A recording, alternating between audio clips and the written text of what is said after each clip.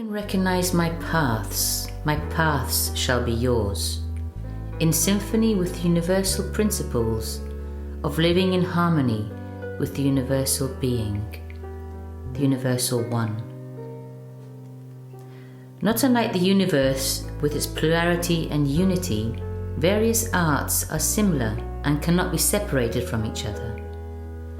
My freedom of artistic expression and the use of different mediums have made it possible for me to express an idea or symbol in many different ways. Some moments of happiness are instantaneous and can be captured through photography. Others grow out of an emotion that can be captured in a painting, and others, well, will only work with words.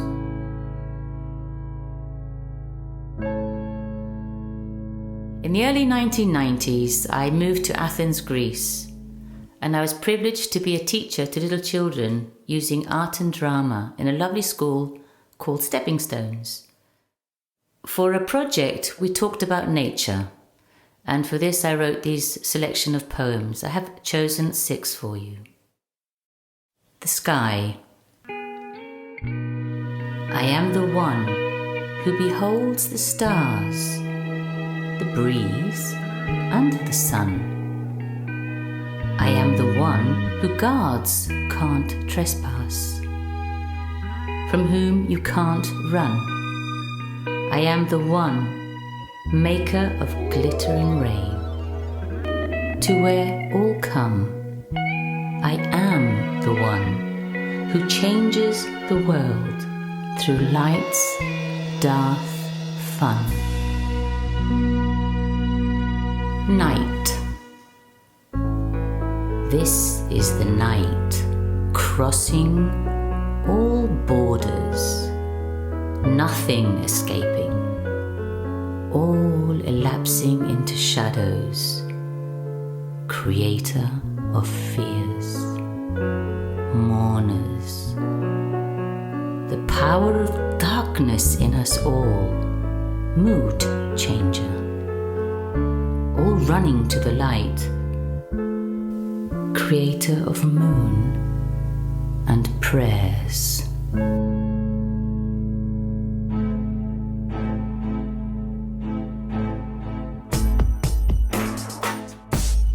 Mountains. Through tremors of earth I am to be born.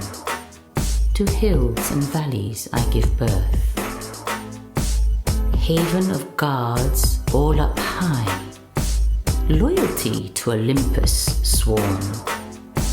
When you fight over me, the dead inside me lie, molten, blood-stained stone, the song of him against he. Actually means nothing after you die. I belong to nobody. Light. Possess. I possess the life, growth. I see everything. No man is a stranger. No shadow. Possess. I possess the heart, light. I am everything. Seeded grasses, a golden leaf. So haughty, I have to smile. The wind. As a spirit I appear, to steer man's ship, to anger the sea, and to glide the hawk. As fear I disappear, smell the storm in my airs. Branches will dance, flowers will flatten, and heavens will rumble. Pray, I'm in good fares. Look at me in his eyes. His hair will rustle, and his mouth will smile as he leans to, elated for the coolness of my cries. The seas. I cover the vast lands with a liquid form. I may fill your hands.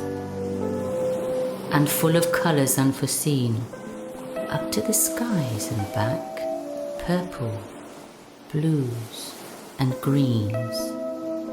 It depends if I'm fighting with the sun or dancing with the moon, the moods that are to be sung.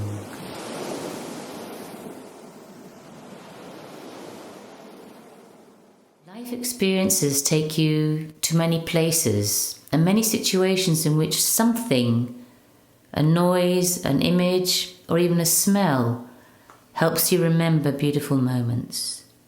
This poem is called A Memory. There is a pleasure in remembering those days wrapped in a storm from which I'm still afraid.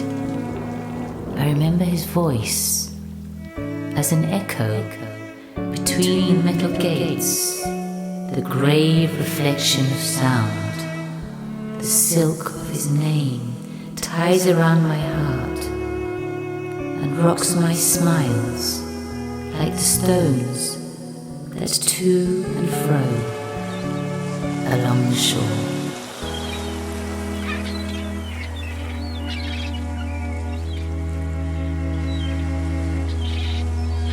Be mine. Let our fears mingle and disappear. Leave our bodies as tired spirits, if only for a few selfish hours. There is a chamber in sinful city waiting with wild orchids and dreams, deep rivers, rocks and beasts.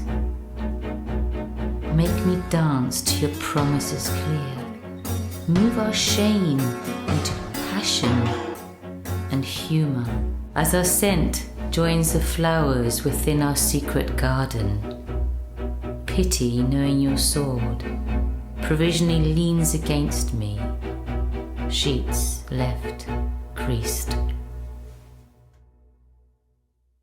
Happiness. I stand on the dry riverbed, whose bosom only leaks a thread of water, and watch the signs and marks the past has engraved in its margins. I remember the whisper of mystery which undulate along its banks, the same hourglass mystery as when I saw him for the first time. I couldn't joke, as I was possessed by the agony that removed my doubt we had already met. We were here before me, and will be back together after I leave. I was elated by my reality. He is returned by a gift of fate to me in this world, bought by self-prophecy itself. Living in Athens, Greece, I was introduced to this concept of cold coffee. I hadn't lived this before, and it's called frappé. In the early 90s, it didn't exist for me. It was a brand new experience. Now it's everywhere, of course. And this is called café frappé. The stained plastic shaker stood on a black stained sink, with circles from the coffee, circles from the toothpaste, circles from a rusty shaving foam. In the sweaty heat, I would walk up the stairs, afraid of meeting someone, to watch you make coffee in a stained plastic shaker. Sprinkled desiccated Nescafe to an art without a spoon. Your broken sellotape boots shuffled back and from the stained sink. Across stained grey floor to an ordered child's desk, cold coffee in hand in the stained shaker. One for you, no sugar. Back across the stained grey floor to sprinkle some more desiccated granules, some sugar if lucky, some borrowed evap for me. Your broken sellotape boots shuffled across and offered digestives. not tea at 4, we would laugh. You would close the shutters. We would talk for hours, surrounded in changing shadows as the lights would move the room through the blinds, and our ghosts would leave. Today I remembered as spoonless, I sprinkled coffee into a spotless mug, your stained plastic shaker, and how happy we were. This poem's a little bit about my childhood in what was then Rhodesia and now called Zimbabwe. It's called Racial Picket, Zimbabwe. The springy grass in between my toes, the hot earth on my soles. The nanny calling, "Missy, please, on with the shoes, Madam is back, and I'm the one to lose."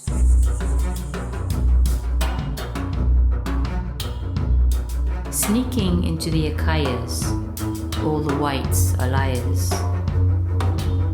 They were homes lit with paraffin, fires and cooking maize.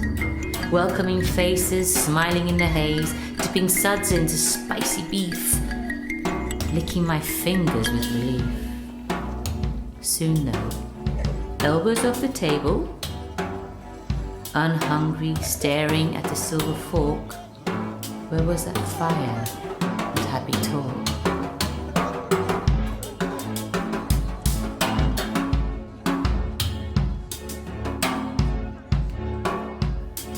I still long for those people, now lying in some steeple. I was too young to see their cries, but I can thank them for teaching.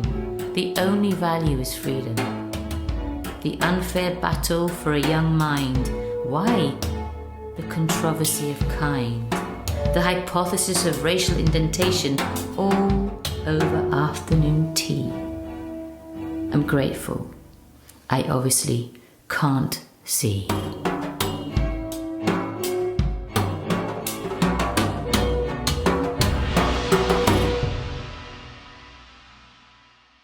This poem was written after the 9/11 disaster, in homage to people whose lives changed. It's called Homage. The girl grew up. Today they said they might take her away. I remember seeing her in the cot, fighting with my brother, as we had planned to kill this new thing in the family, more because it was not male. We saw her and the anger left. I swore I would never let anyone hurt her. Today, they said they might take her away. I remember the hundreds of nappies I changed, the falls when she walked, the fights to comb her hair. Your red ribbons. You locked yourself in the bathroom, you drank the sherry. Today, they said they might take her away. I remember the arrogance at her wedding, putting on the white veil, to see her so young and innocent. She realized she was getting married and filled with fear. I remember her arrival in the convertible, wind in that long veil, the most beautiful thing in the world. Today, they said they might take her away. I remember the pains at birth from her son. I remember receiving the letter confessing who she was in her soul. She is a twin soul to me. I don't care if she confessed a devil. I recall the pain in my stomach when she looked me in the eye and lied. I remember the hug goodbye, knowing I would not see her again. Today, they said they might take her away. Faithful to herself and her feelings, she swore the flag. Then they left her without navigation. Now we have found each other again, without lies, without questions, without doubt, without complaint, bitterness or anger. Sisters' love without frontiers. Today they said they might take her away. The world changed on the 11th of September. We lost our virginity. I saw a film of Godzilla live on the net. In disbelief, all illusion clouded. I returned home between fear and tear. We knew the consequences. There are no more red ribbons. There are stripes and numbers. At night, you disappear. You reappear from day to another. Today, they said they might take her away. Your broken feet, blue, your cut nose, your split hands, your dim smile, your happiness wrapped in a bottle of Jack Daniels, the parties of Animus at weekends. You come in, you hold me and we hug, strongly in silence. You say nothing, I ask nothing. I'm happy to see you here, exhausted, but here. I heal your soul however I can. I heal wounds that I can see. Today, they said, they might take her away. We went through an earthquake, the walls shook like a tank. You shouted my name from your room. It's an earthquake! Get dressed, I shouted. We got up in speed, with accustomed, dark-ringed eyes. Today, they said, they might take her away. And I cannot be with her when she wakes up in fear. I can't be there to stroke her head. I can't comply with what I swore. I can't be at her side to shout, "Get up!" And she can't jump on me to open my eyes on the few occasions she has found me asleep. Hey, don't sleep! My soul weeps. My heart is closing down. I light some incense and wait. Today, they said they might take her away.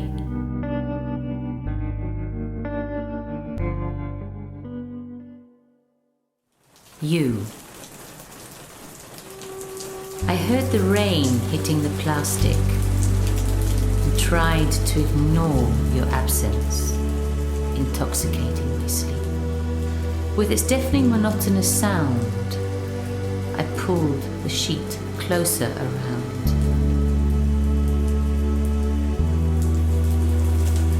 I heard the rain hitting the plastic and tried to ignore your absence, intoxicating my dreams. With your body and passion lie, I prayed my patience wouldn't dry. I heard the rain hitting the plastic and tried to ignore your absence, intoxicating my life. With your priestly, haughty look, I caressed for you and mistook.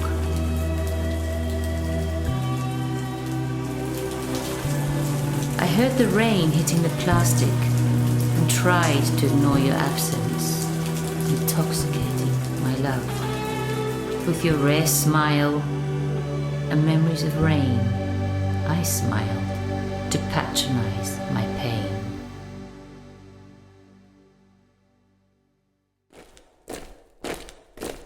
(2019), and the feeling I have of where we're going in society is very similar to what I had in 1988. So this poem is called 1933 and 1988.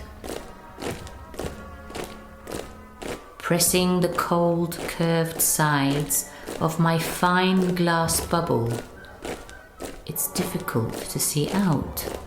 Past dates and images bounce off the reflections of burning flag. They march past. At the beat of dollar, yen, pound, dollar, yen, pound, their pin-striped uniforms glare with the reflecting flames. Blind minds at this set pace, day after day. A new kind, denser and empty.